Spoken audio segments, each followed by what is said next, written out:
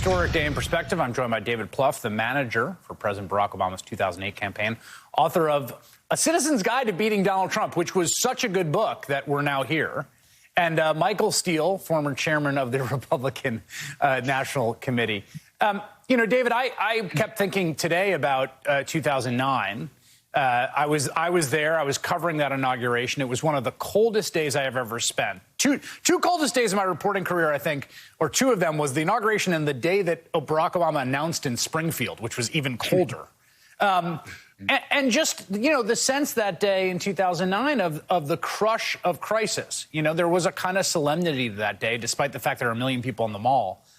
And yet today felt even more solemnly urgent because of the crisis and then the just seeing it everywhere you went with the masks and the social distancing and the National Guard. What were you thinking as you were taking all that in, thinking about the inaugurations you've been at and been a part of? Well, you're right, Chris. I mean, the truth is, even election night in 2008, there wasn't much celebrating, given the economic crisis that Barack Obama was going to inherit. I think we all hoped we wouldn't see a president in our lifetimes inherit a situation like that. But Joe Biden's challenge now is only rivaled by those of FDR or Abraham Lincoln. So I think it was solemn because our democracy literally was hanging by a thread during the Trump presidency. Just 2 weeks ago, the Capitol was lost. It was overrun in an attempted coup. So you add that to the pandemic, the economic crisis, the racial injustice challenges we have. And I thought Joe Biden was very clear about the challenges, how big they are, how hard they are going to be tackled. But yeah, when he gets up tomorrow, when his staff gets up tomorrow and goes in the White House, they're not going to be pinching themselves. They're going to have to get to work. And I think you saw, for me, the most powerful moments of today, and there were so many, were actually Joe Biden in the Oval Office, Joe Biden on the Truman balcony, Joe Biden in the Blue Room, Jen Psaki giving a normal press briefing. And I think there's a hunger for that. And it was shocking to me, actually. I knew we were going to see those images today, and I was still startled by them in a positive way. So, his challenges here are enormous. But I think just the fact that he takes them seriously, that they're going to be transparent. I'm sure they'll be telling us every day how many vaccines are actually in the distribution chain, how many have been taken in what states. They're going to be honest with us. And I think that will go a long way to building trust and accountability in terms of that's his biggest task right now is to get the virus under control. And I think it's why he's going to spend today, by all accounts, focusing on that. Tomorrow, I mean.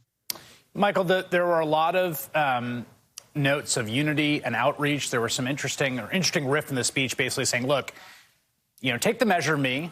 And if you don't agree, that's fine, too. We're not going to agree on everything. We have disagreements and conflict and things that we don't see eye to eye on in this country. That's part of democracy. I wondered sort of who the audience was that for and who are those folks? It's a sliver, right, of the American electorate that provided the margin in Georgia and provided the margin in Arizona, right? Those are they're numerically, there's not a lot of them. But a lot rides on those folks that are open to that message.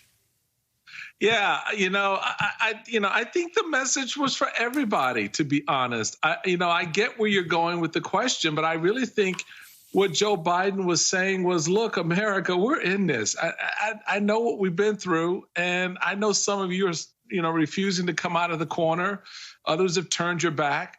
But this is for everybody. And I think there is this sense, at least, that I picked up from a lot of the imagery of today, just like was mentioned, that Joe Biden is counting on the rest of us to help in this.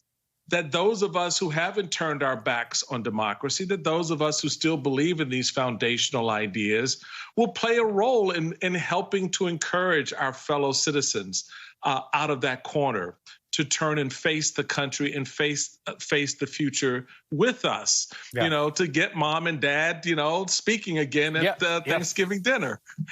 Yeah. So I think that's an important part of his message tonight. David, you talked about the work. I mean, I remember, I have a very clear memory of 2009. My wife was in the White House counsel's office, and, she went to work at noon, right? They got in the offices, and I remember talking to her that day where, like, they couldn't get the phones to work, for the first hour. And there was a feeling that the clock was ticking, right? In that same situation of, it's a hard job. I mean, if there's one thing that has been hit home in the last 4 years. We stand here mourning the 400,000 we lost is the thing doesn't run on autopilot. It really doesn't. And it's harder than it looks, and you better do a good job at it. Well, we've had some good presidents, Chris. We've had some really bad presidents. But I think for the most part, they all took the job seriously, except for Donald Trump. I've been in, a gazillion meetings with Joe Biden. This is a guy who's going to take the job seriously. And I always tell people, I had the pleasure of working in the White House, as your wife did. If you ever don't pinch yourself when you walk in the morning or look back at the building when it's lit up at night, if you're not kind of brought down to your knees, you should leave. Yeah. But make no mistake, there's nothing that comes on to particularly that second floor of the West Wing where the president works. That's easy. Every day is unrelenting. It's hard. It's really bad and tough decisions. There's moments of joy, of course, but given the scale of the difficulty he inherits, I think he's the right person for this job. I think Kamala Harris is going to be an extraordinary partner, but that's what it's going to take. And, we're racing against the virus and new strains of the COVID-19. We've got vaccination deadlines. We've got to get the economy reopened as quickly as possible. We've got kids back in school. We've got to get legislative deals on the Hill, economy, healthcare, climate change. We've got to repair our alliances. And the truth is, you can say you have 4 years, and for some of it, you might. No, you've got to make the most of these first few months. And that pressure is unrelenting. It ain't a West Wing episode, okay? Yeah. It is brutal. Michael, final question here about the sort of stance of the Republican Party in opposition here. Mitch McConnell famously had that meeting on Inauguration night in 2009, right? Sort of his read on the politics of the situation was we need to block the things he's trying to do. That's our job here. It was different than previous oppositions had seen it. I remember Ted Kennedy working with George W. Bush on that big education bill as the first thing, right, that happened after Bush won that election. Where do you think, given the trauma of January 6th and the strangeness of the Republican caucus, where the Republican Party is right now on that? I think that they're a little bit civil right now. There are multiple personalities that I think we're going to see emerge over the next few weeks, days and weeks. There's going to be the McConnell personality that's going to try to correct the course of the Republican ship. There's going to be some more Trumpian personality that you have with the Josh Hawleys and the Ted Cruz who back themselves into a corner that the only thing they can do is stay there because no one wants to play with them.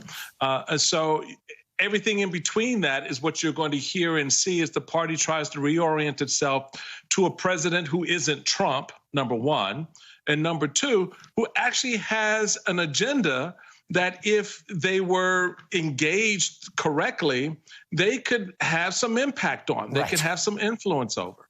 And I think that's going to be interesting to see whether or not they choose to pick up that side of the discussion as opposed to the more petulant child side. That point is crucial, which is that you can say there's going to be a relief bill and we're going to shape it as well as we can, or you can say we are going to stop there being a relief bill. And those are two very different ways of approaching what's going to happen next. And that decision is going to be a very, very important one in terms of how the country goes forward. David Plouffe and Michael Steele, thank you so much.